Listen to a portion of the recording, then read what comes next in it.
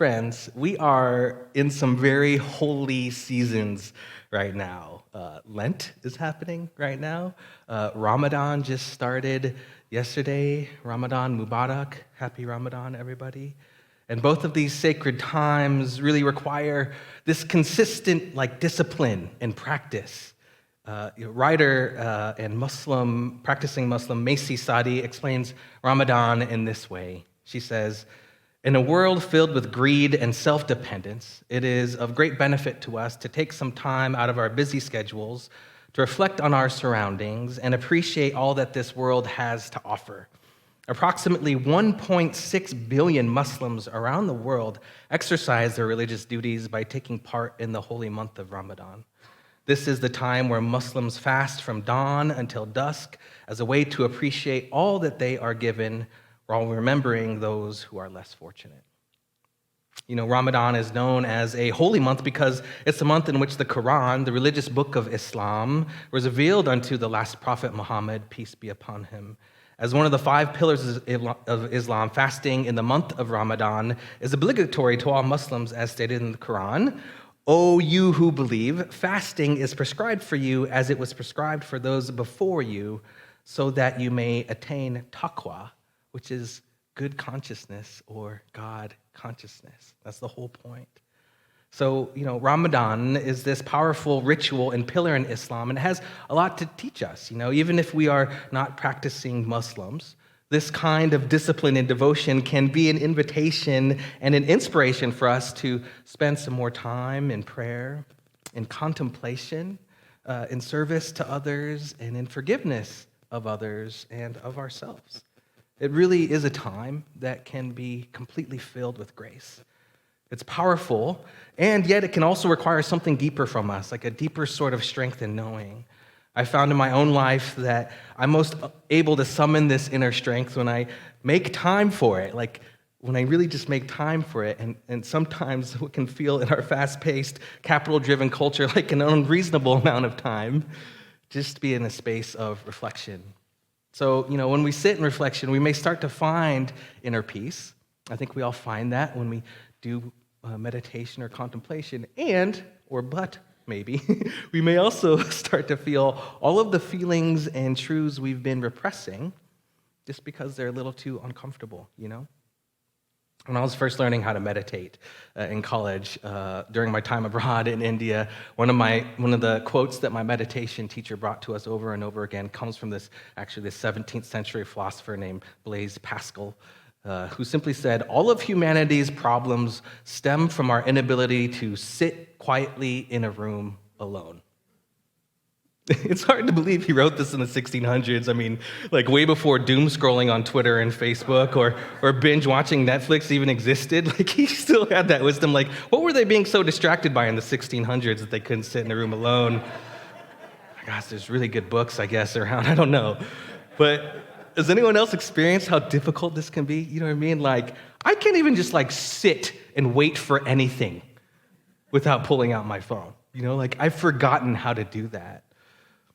But this kind of holy season we're in, when some of our distractions are taken away, when we devote ourselves to just some time to being with the divine within, we can begin to make a deeper contact with our inner life, which sometimes has some things to reveal to us that we don't want to be revealed necessarily. I know the first time I fasted too, I don't know why fasting has this effect, but the first time I fasted, I was just shocked by how quickly all the things that I was kind of pushing away just started just coming up to the surface to the point where I couldn't not look at them anymore. And it was tough, but it was also a gift because I knew by pushing them away, I wasn't going to be able to do anything about them. But when they revealed themselves to me slowly, then I could begin to work with them, The song that Brian and the band just sang really evoked a visceral feeling of what it's like to have to admit the truth of something that's hard to admit, I'm sure we can all relate. I know for a lot of football fans here in the Pacific Northwest, this might look like finally admitting that, yes, it wasn't a bad dream. Russell Wilson was indeed traded to the Denver Broncos. And yes, Tom Brady is in fact unretiring and coming back to wreak havoc on the rest of the NFL once again. it can be a time just to admit some of these hard truths, right? In all seriousness. I mean, the dude literally just spent like 40 days in retirement. That's it. That's all it took him. That's all the contemplation it took him. But in seriousness, like seasons like Ramadan, like invite us into this kind of contemplation and truth-telling. There's good medicine in doing this, in spending time in contemplation. Like, you can ask ourselves some questions, like, have we been hiding from ourselves or others and trying to go at it alone? And perhaps an extended and intentional slowing down and contemplating allows us to evaluate some of the relationships in our lives. Like, are there people who you're in a relationship with as friends or family or loved ones, anyone really, that maybe if you're just being really, really honest with yourself, may not be able to see or appreciate the fullness of who you are? Can we admit that? Like the lyric in the song we just heard, is someone getting the best of you? And perhaps it's not even someone's intention to do that harm, but when we really slow down, we can maybe see that the relationship is perhaps doing us some harm in some way, and we just have to admit that in some way. Or perhaps maybe slowing down allows us to see that we have been valuing the opinion of others or society in general disproportionately, right? Like, what is our own voice saying? What is our own guidance telling us that is deeper and goes beyond all of the voices that are swirling around us? This time can give us an opportunity to come back into awareness of that. Or maybe when we make time for contemplation, we may find that we may not be making room for the fullness of others in our lives. And perhaps we have been moving so quickly that we haven't stopped to see how maybe perhaps we have been unknowingly causing harm to others, and that we can provide a space and a time to admit that, perhaps to make amends, and just to come back into a sense of harmony in a humble way, not having to beat ourselves up, remembering that this time of Ramadan is a time of forgiveness of ourselves and others. And maybe this time can just make us stop long enough to actually offer some gratitude as well. Contemplation is powerful. It actually helps us come clean, which is the whole title of my talk, is just being honest and coming clean. Now, I want to be clear here. Like, when I talk about coming clean, it just means to tell the truth to ourselves or to another. I know many people were heavily influenced by purity culture, and perhaps in whatever religion you grew up in, and the belief that to be worthy of love or the love of the divine meant to be morally perfect and untarnished, sin-free. But that is not what we were talking about here. We believe here deeply, and we know here deeply that each of us are worthy of love every single moment of our lives. When I talk about coming clean, I'm talking about making enough space to admit the hard stuff to ourselves and experience the joy and the sense of freedom that comes with that. That's why that picture of that bird was so resonant with me. That's what it feels like when we come clean, And from this, like a deeper and more active truth can begin to be born in us, or rather, maybe even just remembered. When we come clean, we have the opportunity to remember who we really are. Those deeper spiritual truths of our identity can begin to emerge. The Avett Brothers, any Avett Brothers fans out there? It's one of my favorite bands. They say in one of their songs, "Tell the truth to yourself, and the rest will fall in place." So simple, yet deeply, deeply true, I found. It actually reminds me of a time a number of years ago, kind of when my wife and Rebecca and I were first living together. She was going through an intense season of anxiety. Now, she's given me permission to share this story, and she, like so many of us, has a journey with anxiety, and there was a period of time in her 20s when, to use the lyrics of the song, anxiety was really getting the best of her. She describes it now as anxiety telling her lots of lies about the world, about safety, about what was possible. She said everything felt hazy and confusing. What she also shares is that in addition to therapy and professional care, one of the greatest tools that helped her develop a workable relationship with that anxiety was simply just telling the truth to herself over and over again. She said that she had a pivotal moment where she could decide to let her anxiety dictate her perception of the world, or she could start listening to trusted people and telling the truth to herself, even if that truth didn't align with that false narrative that anxiety can create in our lives. She told the truth to herself. every day for a long time, and the rest did really fall into place. I have times like this too, like times of anxiety and depression where, in addition to mental health support, one of my greatest tools is spiritual practice of telling the truth to myself, is coming clean. And sometimes this truth starts in a question like, what is working in my life? What isn't? How can I be more of a blessing to the people in my life?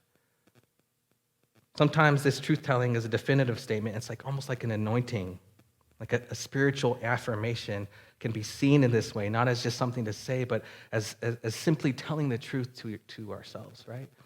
When we say, I am loved, when we say, I matter, when we say, I am safe, when we say that we're okay. In this moment, no matter what's happening, like we're okay.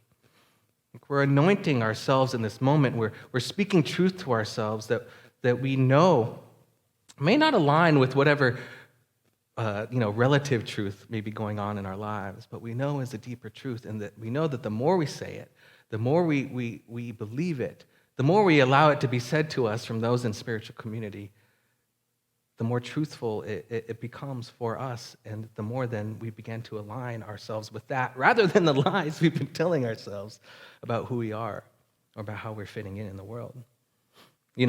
Last week, Reverend Shannon gave an amazing talk. I encourage you all to check it out on YouTube and Facebook if you haven't watched it yet. And she quoted this writer and poet, Nikita Gill. And inspired by Reverend Shannon, I'm bringing Nikita Gill's work back for a little bit more airtime.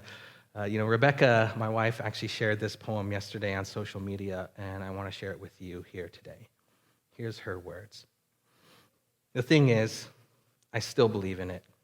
The sky during its thunder, the sea during its storm, the earth during its darkest hours, you. Yes, you reading this. I am tired of us abandoning the part of ourselves we do not like and calling ourselves lost things. The sun does not abandon us when a storm visits. The sea does not abandon the cliffs because they are hardened to her touch. I am asking you not to abandon the parts of yourself that are in need of more love. I am asking you to hold the parts of you that shatter, that scare you close. I am asking you to become better at loving those portions of yourself you wish to abandon, to learn from them as much as you learn from everything about you that is beloved. The salt as well as the sugar, the gentle breeze as well as the coarse sand. Makes me want to go get some salted caramel ice cream after this, salt and straw. This poem, it feels like a benediction for coming clean with ourselves. It's about making space for honesty and telling the radical truth of love to ourselves and to others. Sometimes that love looks like boundaries. Sometimes it looks like a gentler, wider embrace of all that is most salty in ourselves and in others too. Truth-telling is love in action, and I find that coming clean, telling the truth to myself, not only gives me a sense of knowing and feeling, but also can drive me to action, right? It can fortify my will. It gives me strength to advocate for equity and justice in a way that is grounded in faith and love and telling the truth. Even when coming clean seems impossible, the end result is always action. The end result is always joy. Ramadan is a season in a time where we're called to do this. Sabina Akhtar shares, imagine the mercy of having 1 month to withdraw from the pressures of everyday life and just focus on trying to be kinder, more charitable, more disciplined, and forgiving. Ramadan is so much more than a refrain from food. It is a spiritual and physical cleanse. Ramadan, for me, is the ultimate mix of self-care, worship, and unbridled joy. Making time for contemplation. Coming clean is at the core of it, it's deep self-care. It's deep worship. It's unbridled joy. There's something about this ritual act of coming clean that the ancients understood. The psalmist wrote in Psalm 51, create in me a clean heart.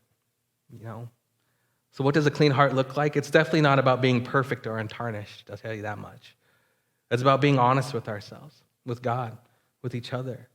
So the question I'm asking myself this week and today, and what I'm going to ask you all to consider and to contemplate, is what do I need to come clean about with myself during this particular season of my life? What do I need to come clean about that will, I know, eventually bring me, if not in the very moment of admitting it, more joy, more freedom, more connection to myself, more connection to the divine within, and more connection to the world? And how can I take that truth and embrace it, even if it's a little salty or bitter or stuff you want to spit out? But how can I embrace it deeply enough so that it can become a part of the wholeness and fullness of who I am and my understanding of how big this thing we're coming to know as the divine within really is? So I know for me, right, what's coming to me, like the truth I need to tell myself, is that this past year, which has held within it so much change, I moved here just 9 months ago, has been amazing, but it's also been incredibly challenging, probably one of the most challenging times in my entire life. Without support systems here and coming here and thinking everything was opening up and then, too bad, coming shutting back down again, right? I had to admit to myself that, I was feeling really discouraged and isolated. I was feeling much more lonely than I like to lead others to believe I'm feeling, And I had been really resisting talking about this loneliness to especially my friends and family who, I just want to be like, yeah, everything's great out here. I'm kicking butt. Everything's amazing. I have so many friends. I'm doing the best things, eating all this great food, which actually is true. I've been eating a lot of amazing food out here in Portland. But, there's a sense of shame around that. But I've found this immense freedom, joy, and God, even deeper connection when I've been able to admit that to myself and to another. And for whatever reason, the burden of carrying that begins to lift. And the joy that I know is right underneath that, just pushing its way up right underneath it, begins to come forth, right? And I also need to come clean. And this is, I think, the key here as we begin to end the talk here today. Not only about all the salty, but actually all the sweet as well. And sometimes that's the hardest thing for us to do. That's why we need spiritual practice. I need to come clean about all the gifts, all the growth, all the opportunity, and do so with a sense of gratitude for all the gifts that have also come my way and all the sweetness that has been present, Sometimes it's hard for us to get to that sweetness, and so spiritual practice helps us do that. That gratitude journal thing, which I think can be kind of annoying, to be honest, sometimes. Like, I write down this stuff I'm grateful for now, okay. The minister told me to do it. The reason why our ministers have to tell us to do that is because I think it's hard to do sometimes. And so we don't have to just come clean with the bitter and the salty, but God, let's come clean with the sweet as well. And be brave enough to do that, to be brave enough to really, really come clean with the sugar and the sweet that's also happening in our lives. Because when we do this, right, the best of us, the best of us can come forth. The fullness and wholeness, which is the best of us, can actually shine. We can flip that script on that line of someone getting the best of us or something getting the best of us. And instead bring the best of us to our lives when we embrace it all, right? So this is also the heart of this pledge campaign that we're taking part in as well, right? Like, I know that I can't do this kind of work without spiritual community, without actually a commitment to my spiritual life as well, And so I know, my pledge is really just ultimately a commitment to my spiritual life and a commitment to, making a place where other folks can come into this spiritual awareness as well, because we're all navigating the same world. We're all trying to find the tools to do so. And I know, I can't do it alone. And I know that this spiritual community, every single one of you, whether you're online or here in person, help me find the best of life and the best of myself. Help me embrace the fullness of life. Help me come into a deeper awareness where I can be an agent of change in the world, because I got to be full up. I got to be so deeply rooted if I want to be a part of creating the change that I know is being called for in the world right now. We are seeing so many opportunities and crying out for love in the world right now. And I know that we're all here for it. I know that we have all signed up to be a part of this, and I also know that we're ready.